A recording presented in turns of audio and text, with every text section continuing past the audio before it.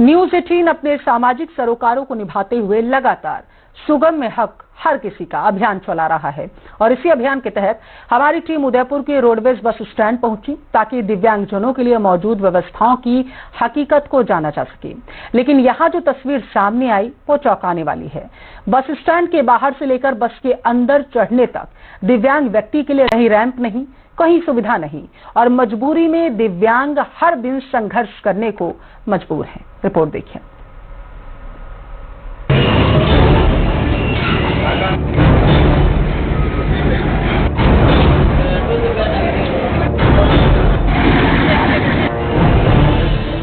System की लापरवाही दिव्यांगों का हक बना मजाक। उदयपुर रोडवेज स्टैंड की हकीकत, सुगम्य हक हर किसी का।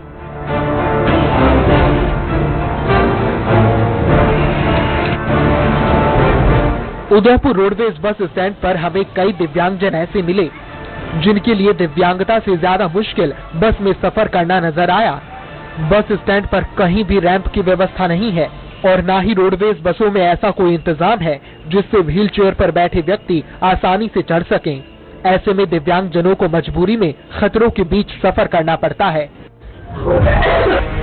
बस स्टैंड पर मौजूद कई दिव्यांग यात्री बस में चढ़ने को लेकर परेशान दिखाई दिए। इसी दौरान जन्मजात दिव्यांग कमलेश वैष्णव से हमने बात की। कमलेश व्हील चेयर के साथ मुख्य गेट तक तो पहुंचे, लेकिन अंदर जाने के लिए उन्हें लोगों से मदद मांगनी पड़ी। कुछ जागरूक नागरिकों ने उन्हें व्हीलचेयर समेत उठाकर सीढ़ियां पार कराईं, लेकिन आगे फिर वही समस्या सामने आई। कमलेश को इस बार व्हीलचेयर से उतरकर रेंगते हुए सीढ़ियां चढ़नी पड़ी, फिर किसी तरह दोबारा व्हीलचेयर पर बैठ पाए। कमलेश को बावली जाना था, लेकिन बस में चढ़ने की मजबूरी और परेशानी को देखते हुए वो काफी देर तक बस के सामने ही खड़े रहे। ऐसी परेशानी दिव्यांगजन रोजाना झेलते हैं। मैं अभी यात्रा करने जा रहा हूँ रोडवेज की, तो यहाँ रोडवेज बस स्टैंड पे आया हूँ। तो व्हीलचेयर वैसे मेरे साथ है, लेकिन व्हीलचेयर के चलने के लिए रैंप भी नहीं है। व्हीलचेयर साथ होते हैं तो दिव्यांगजन अपने आप को यूँ किसी की हेल्प लेस महसूस करता है, उसको जरूरत नहीं रहती है। लेकिन व्हीलचेयर सब कुछ होते हुए भी रैंप नहीं है तो उसको दूसरी लोगों से सहायता लेनी पड़ती है। तो मैं ये निवेदन करता हूँ, इस रोडवेज बस स्टैंड पे रैंप क्यों नहीं है। दिव्यांगजनों की परेशानी देखकर आम लोग भी मदद के लिए आगे आते हैं। कमलेश की मदद करने वाले राहगीर भरत कुमावत ने बताया कि बस स्टैंड पर दिव्यांगों के लिए कोई व्यवस्था नहीं है और जिम्मेदार अधिकारी इस ओर गंभीरता नहीं दिखा रहे।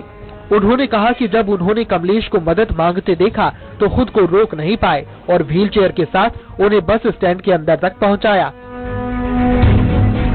देखिए, मुझे तो बड़ा आश्चर्य हुआ कि कानून होने के बावजूद भी लाखों करोड़ों रुपए दिव्यांग मत देने के बावजूद भी रोडवेज स्टैंड सहित कई ऐसी जगह है जहाँ पे इस तरह से जो रैंप वगैरह जो होने चाहिए दिव्यांगों के लिए वो नहीं है।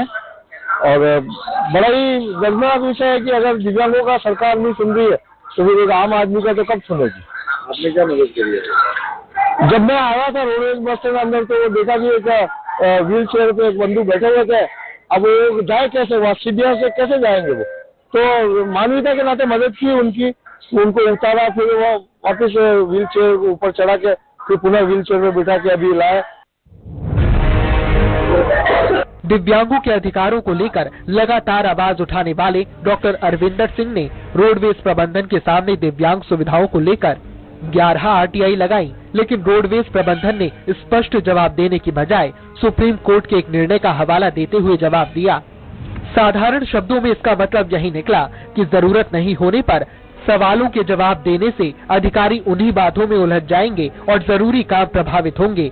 यानी दिव्यांगजनों के अधिकारों और सुविधाओं को लेकर सिस्टम अब भी गंभीर नजर नहीं आ रहा। उदयपुर के रोडवेज पर दिव्यांगों की सुविधाओं का जायजा लिया संवाददाता कपिल श्रीमाली ने।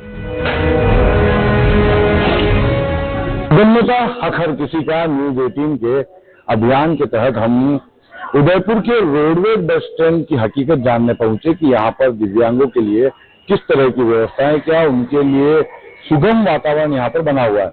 ये रोडवेज बस स्टैंड के अंदर प्रवेश करने की पहली सीढ़ी है।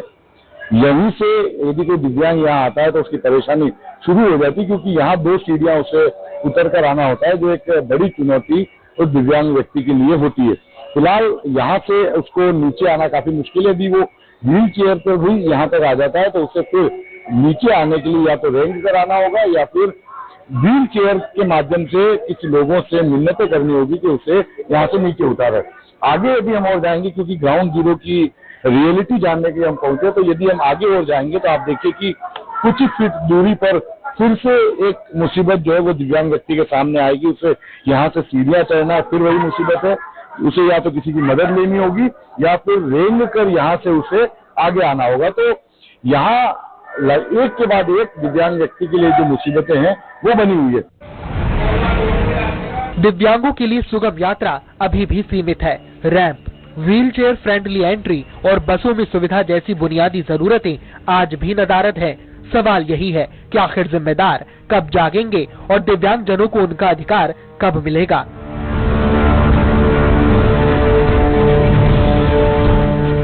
कपिल श्रीमाली के साथ न्यूज़ 18 राजस्थान, उदयपुर।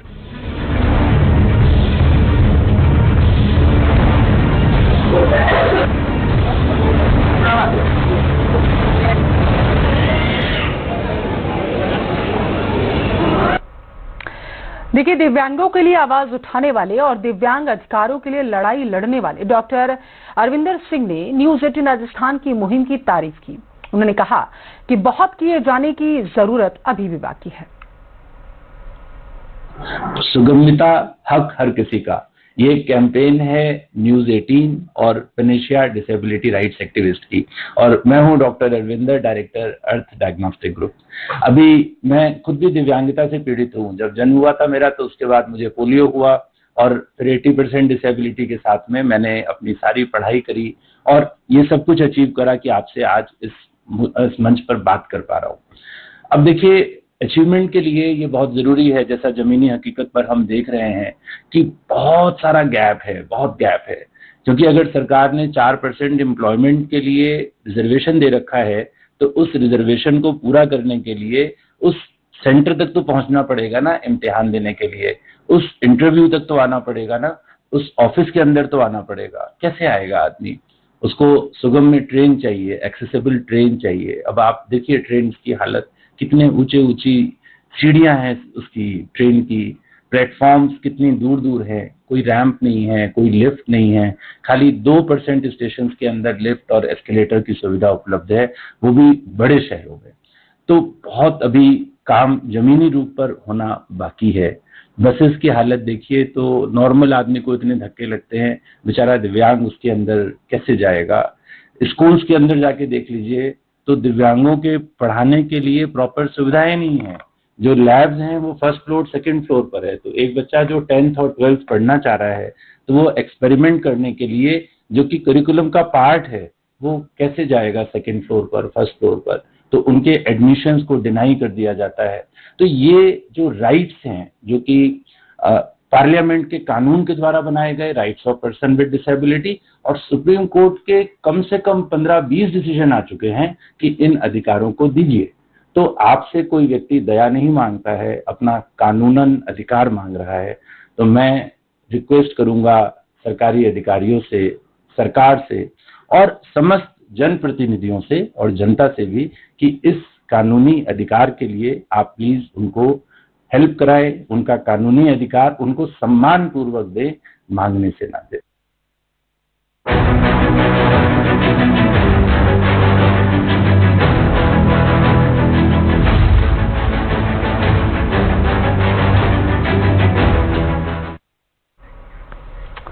रुकते हैं एक छोटे से ब्रेक के लिए। आप देखते रहिए न्यूज़ 18।